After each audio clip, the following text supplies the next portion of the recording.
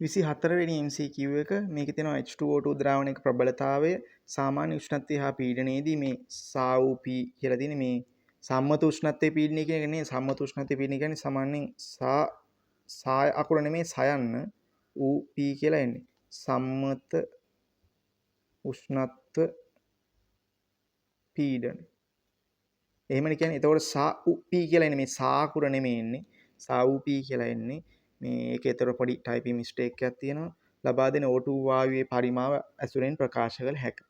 උදාහරණයක් වශයෙන් පරිමාව ප්‍රබලතාවය 20ක් වන H2O2 ද්‍රවණයකින් ලීටරයක් සා වූ P දී ලීටර 20ක් ලබා දෙනවා කියලා තියෙනවා.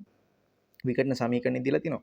ඒ කියන්නේ වායු මෝල් හරි O2 වායු මෝල් 20ක් ලබා දෙනවා කියලා කියන්නේ H2O2 ලීටරයක් මේව කරොත් එහෙම එකෙන් O2 20ක් ලීටර ලබා දෙනවා කියලා කියන්නේ පරිමාව. වායු මවුලයක් උපීහිදී ලීට මෙතරත් සායන්න දාලා තිනවා සයන්න එන්නේ නිකම්ම සයන්න ඇලපිල්ල නෑ 22.4ක් ලබා ගන්න බව උපකල්පනය කරන්න. X ලෙස නම් කර ඇති බෝටල් එකේ H2O2 ද්‍රාවණයක් අඩංගුයි.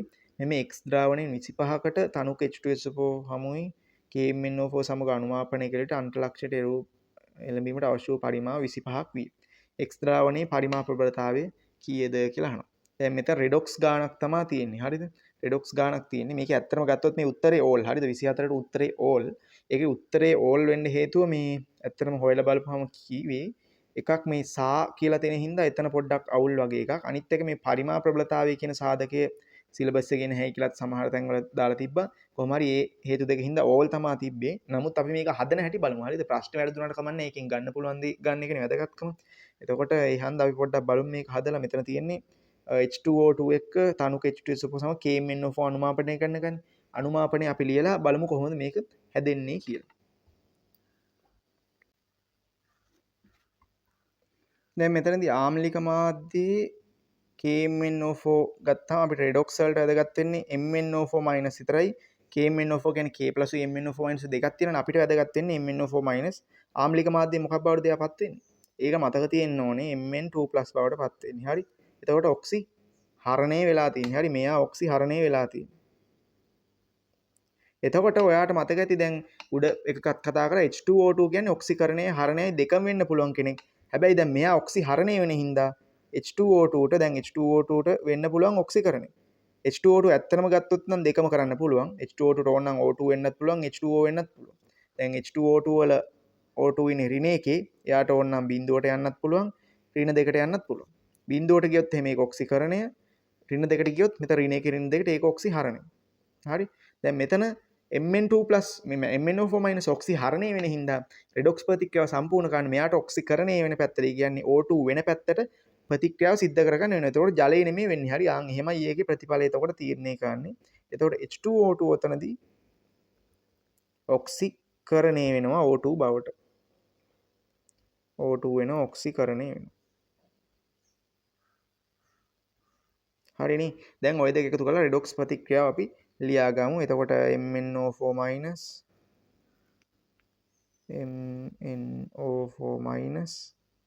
එක H2O2 එතනදී එතකොට Mn2+ ධන O2 බවට පත් වෙනවා. MnO4- ගත්තාම මැංගනස් වල ඔක්සිකරණ අංකය ධන 7යි. මෙතන Mn2+ වෙනකොට ඒක ධන 2කට ගිහිල්ලා ධන 7ෙන් ධන 2ට එතකොට එතන ඉලෙක්ට්‍රෝන 5ක් ඉලෙක්ට්‍රෝන එතනදී අවශෝෂණය කරලා ඔක්සිහරණය වෙලා. එතකොට H2O2 ගත්තාම මෙතන ඍණ එකෙන් දෙකක් ඉන්නවා. හරි ගුණ කිරීම දාන්න අමතක කරන්න එපා. ඍණ එකෙන් 2යි. මෙතන බිඳුවෙන් 2කට ගිහිල්ලා. එතන එතකොට ඉලෙක්ට්‍රෝන දෙකක් එළියට ගිහිල්ලා ඔක්සිකරණය වෙලා. දැන් 5යි 2යි කියන එක බැලන්ස් වෙන්න බෑනේ. 5යි 2යි බැලන්ස් වෙද්දී 10 තමයි කුඩාම පොදු ගුණාකාරය එන්නේ. එතකොට 10ට එන්න මේක ගුණ කරනවා 2කින්. ඊට අදාළ සියලුම දේ 2කින් ගුණ කරනවා. මේක ගුණ කරනවා 5න්. ඊට අදාළ සියලුම දේ 5න් ගුණ කරනවා. දැන් රෙඩොක්ස් පැත්ත නම් බැලන්ස්. ආරෝපණ බැලන්ස් කරන්න ඕනේ. මේ පැත්තේ ආරෝපණ ගත්තාම මෙතන ඍණ 2යි. මේකේ ආරෝපණ නැහැ ඍණ 2යි. මේ පැත්තේ ධන 4යි. දැන් මෙතන ඍණ 2කින් ධන 4ට යන්න ඕනේ. ආම්ලික මාධ්‍යින් H+ ඉඳන් ඍණ 2කින් ධන 4 යනකොට මේ පැත්තට ධන 6ක් එකතු කරුවා නම් හරි. එතකොට H+ වලින් ධන 6ක් දාන්න. එතකොට මෙතන 6යි H+ කියලා එනවා. ආරෝපණත් බැලන්ස්. ඊට පස්සේ හයිඩ්‍රජන් ටික බැලන්ස් කරන්න ජලය දාන්න. දැන් හයිඩ්‍රජන් කියලා ගත්තාම මේ හයිඩ්‍රජන් විතරක් නෙමෙයි. මෙන්න මෙතනක් තියෙනවා. හරිද? අමතක කරන්න එපා. මෙතන 10යි මෙතන 6යි 16ක් තියෙන ඔක්කොම. එතකොට 16ට හරියන්නේ H2O විදිහට දාන්න 8ක් H2O. ප්‍රතික්‍රියාව හරියට තුලිත කරා නම් ඔක්සිජන් ටික ඉබේ බැලන්ස් වෙලා තියෙයි බලමු ගණනලා. මෙතන 2 4 8යි. මෙතන 10යි 18යි. මෙතන තියෙනවා 10ක් 8යි 18යි බැලන්ස්. හරි ඔක්කොම ටික බැලන්ස්. එතකොට දැන් සාන්ද්‍රණ පරිමාව වලින් දැන් ප්‍රතික්‍රියාව තුලිත කරගත්තනේ. මේකේ තියෙන්නේ KMNO සම අණුමාව ටික අන්තලක්ෂණය 25ක් එකෙන් නේද? 1.25ක් ගියාලු. ඒ කියන්නේ KMNO4 අයච්ච ගන්න අපිට හොයාගන්න පුළුවන්. එතකොට මම මෙතන ලියා ගන්නම්. එම නිසා වැය වූ KMNO4 මවුල ගාන 1.0යි මවුල ගණ ඩෙසිමීටර් වලින් 25ක් ගියා කියලායි කිව්වේ. 25යි ඒක ගන්න සෙන්ටිමීටර්නේ. සෙන්ටිමීටර් හරියන්නේ නැහැ. ඒතකොට ඩෙසිමීටර් කරන්න වෙනවා බෙදෙන නම්. මේ ඩෙසිමීටර් එකක් කැපෙන්න කරන්න බෑ 25න් ඒකින්ද බෑ. ඒකින්ද 1000න් බෙදලා ගන්න 25 බෙදීම 1000යි බිහිම සුළු දේවල් ඉතින් මෙයා මේ මෙච්චර ලොකුවට කීවට. එතකොට උත්තරේ එනවා අවසාන වශයෙන් කියන්නේ මේ ගුණයෙන් ඉතින් දෙයක් නෑ 25 වරක් 10 රින 3යි නැත්නම් 2.5 වරක් 10 රින 2යි. මවුල හරිනේ. දැන් බලන්න අපි ඕන H2O2 MnO4- H2O2 වල ස්ටොයිකියෝමීටරය සැලකුවොත් එහෙම.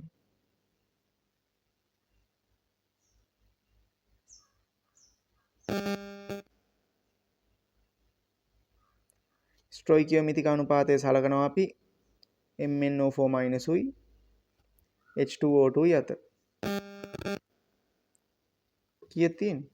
2ට 5 මේ තියෙන්නේ 2ට 5ට 6ට ඔහොමනේ තියෙන්නේ. මේ 2ට 5 කෙනෙක් ගත්තා නම් ඇති. මෙතන 2ට 5යි.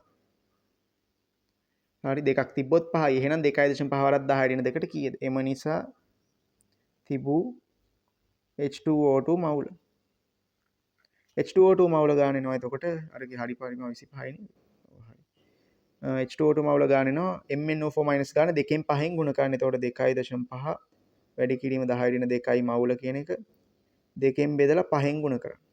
හරි. එතකොට ඒකේ මවුල ගාන එනවා. එතකොට ඕක 2න් බෙදලා 5න් ගුණ කරනවා කියන්නේ භාග සංඛ්‍යා එනවනේ. භාග වලට නම් මම එච්චර කැමති නැහැ. මේක මම මේ එකපාර මෙතනින් ගුණ කරලා දාන්නම්. 12.5 බෙදීම 2. වැඩි කිරීම 10 රින 2යි මවුල. හරිනේ. 2.5 5න් ගුණ කරා 12.5යි. බෙදීම 2 එහෙමම තිබ්බා. දැන් ඉතින් කැමති නම් 2න් බෙදලා දාන්න. ඉතින් දශම ස්ථාන 2ක් විතර එනවා. මෙහෙම තියන් යන එක මට හොඳයි වගේ. හරි. ඒකින්ද මම එහෙම තියාගෙන යනවා. මෙච්චර තිබ්බේ කීයකද H2O2 25ක කියලා කියනවා. එතකොට අපිට H2O2 සාන්ද්‍රණය හොයාගත්ත හැකිනේ මේක අහන්නේ ඒකද? ඔව් පරිමාප ප්‍රබලතාවය අහන්නේ ඒකේ. මේක එතකොට H2O2 වල සාන්ද්‍රණය අපිට ඕනනම් හොයාගන්න පුළුවන් අවසාන වශයෙන්. එම නිසා H2O2 සාන්ද්‍රණය H2O2 සාන්ද්‍රණය සමාන වෙනවා මවුල ගාන බෙදීම පරිමාය. එතකොට 12.5 බෙදීම 2 වැඩි කිරීම 10 රින 2යි මවුල. ඒක තිබ්බ පරිමාව තිබ්බේ 25ක් නෙමෙයි. x කියන්නේ ඒකනේ. 25න් බෙදන්න.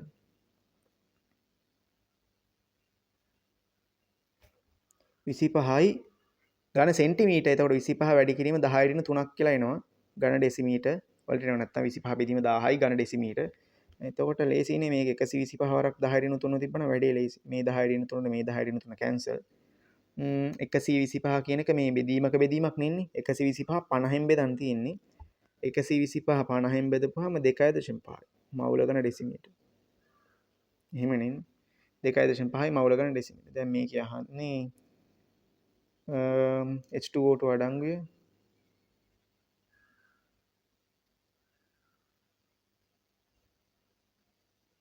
මේක කියන්නේ මේකේ පරිමා ප්‍රබලතාවය කීයද කියලා නේද අහන්නේ. ඒ කියන්නේ මේකෙන් O2 කොච්චරක් පිට කරුව හැකිද කියලායි කියන්නේ. එතකොට 2.5යි මවුල ඝන ඩෙසිමීටරයක් ඇතුලේ H2O2 නම් අපි හිතුවා මේ 2.5ක් තියෙනවා කියලා. අපි දැන් හොයමු මෙහෙම. ඒ ඩෙසිමීටරයටම කොච්චරක් O2 පිට කරන්න පුළුවන්ද? ඒ ඩෙසිමීටරයටම කොච්චරක් O2 පිට කරන්න පුළුවන්ද? ඒක ඊළඟට හොයලා බලමු.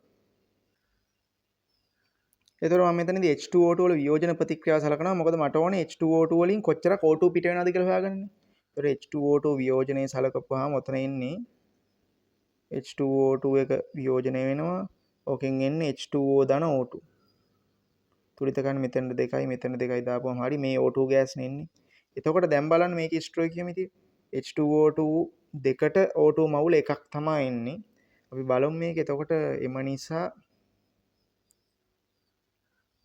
පිටවන O2 මවුල. හරි. ඝන ඩෙසිමීටරයක තමයි සලකන්නේ. දැන් ඝන ඩෙසිමීටර 2.5 කියලා අපි හොයාගත්තනේ. දැන් H2O2 තියෙනවා 2.5 මවුල. එතකොට හරියද ඝන ඩෙසිමීටරයක. ඊට පස්සේ අපි හොයන්න O2 කීයද කියලා එකකින්. එතකොට O2 මවුල ගාන දෙකින් එකක් කියලානේ. එතකොට දෙකින් එකයි වැඩි කිරීම 2.5යි මවුල කියලා එන්නේ. සමානයි 1.25යි මවුල. ඕකනේ එන්නේ. පිටවන O2 මවුල ගාන ඔච්චර. එතකොට දැන් අපිට ඕනේ පරිමාව. හරිද? එම නිසා පිටවන O2 පරිමාව. පරිමානුපාතය පරිමවුල මෙච්චරට පරිමාව කොච්චරද කියලානේ.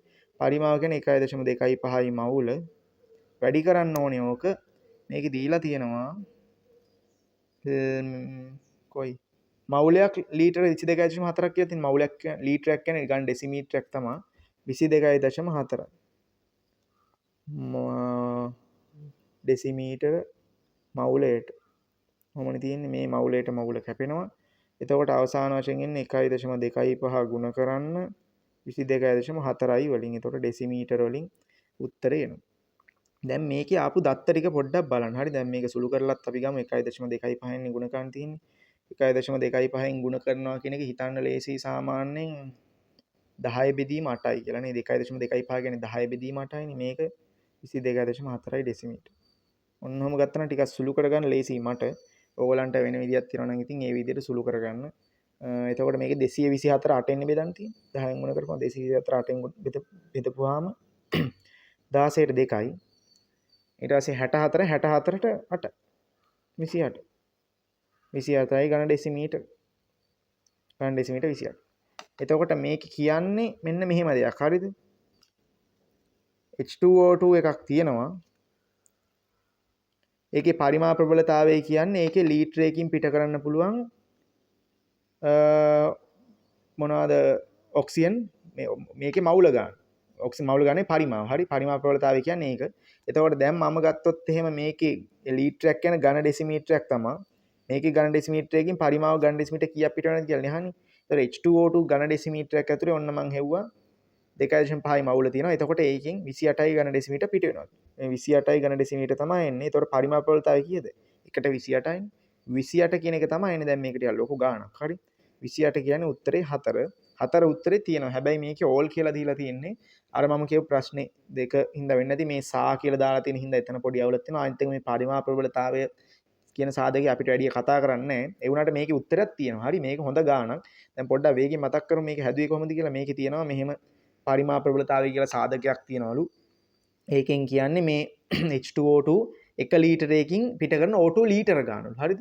එතකොට අපි හිතන්න ඕනේ මෙහෙම දැන් මෙතන මේ අනුමාපනයක් දීලා තියෙනවනේ. අනුමාපණයෙන් අපි හොයාගන්නවා මේකේ මේ ලීටරයක් ඇතුළේ H2O2 කීයක් තියෙනවද? ගන්න ඩෙසිමීටරයට H2O2 මවුල කීයක් තියෙනවද? මවුලනේ හොයාගන්න පුළුවන් අනුමාපනයක් ඇසුනේ. ඒක ඔන්න මම උඩීන්ම හෙව්වා.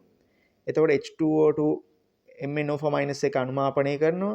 අනුමාපනය කරද්දී MnO4- Mn2+ බවට ඔක්සිහරණය වෙන හින්දා H2O2ට O2 බවට ඔක්සිකරණය වෙන්න වෙනවා. එතකොට ඔන්න අනුමාපනය කරපුවාම MnO4 KMnO4 2.5 2යි මවුල වැය වුණාලු.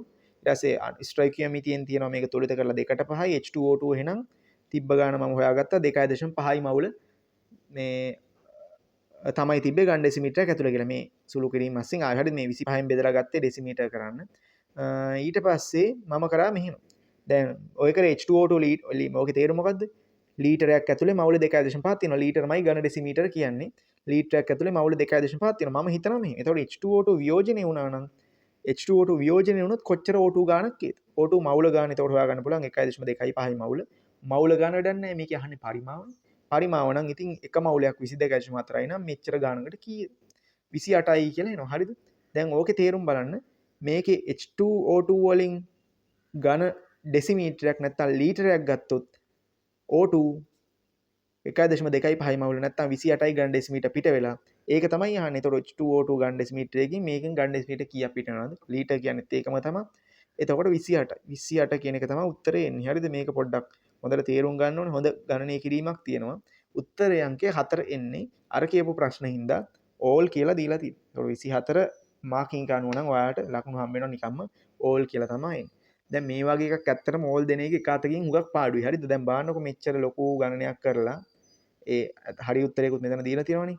එතකොට මේ අර මොනවා හරි printing mistake එකක් හරි වෙන මොකක් හරි අවුලක් හින්දා මේකේ all කියලා දීලා තියෙනවා. එතකොට හිතුවට හරි ඉතින් හැමෝටම ලකුණු හම්බ වෙනවනේ කාටවත් අසාධාරණයක් නැහැ නේ කියලා. අසාධාරණයක් නෑ තමයි ලකුණු අති. හැබැයි මේ දැන් හිතන්නකො මේ ළමේ කවුරුහරි මේක හැදුවයි කියලා. එතකොට ඒ ළමගේ කාලේ දැන් පේපර් ලියන්න දෙන්නේ පැය දෙකයිනේ. ඒ ළමගේ කාලය අතින් එයාට එතකොට වැරද්දක් වෙලා තියෙනවා. හරි. ඉතින් අර ඕල් දෙනවා කියන එක එච්චර හොඳ වැඩක්මත් නෙමෙයි. මේ ඒක හොඳ වැඩක් නෙමෙයි. ඒක හන්ද මේ ඕල් එකේ අර දෙපැත්තක් පොඩ්ඩක් ඉතින් හිතලා බලන්න ඕනේ. හරියට හදනකොට පුළුවන් තරම් මේ හොඳ වෙන්න හදන්න ඕනේ. එතකොට තමයි හුඟක්ම හොඳ වෙන්නේ.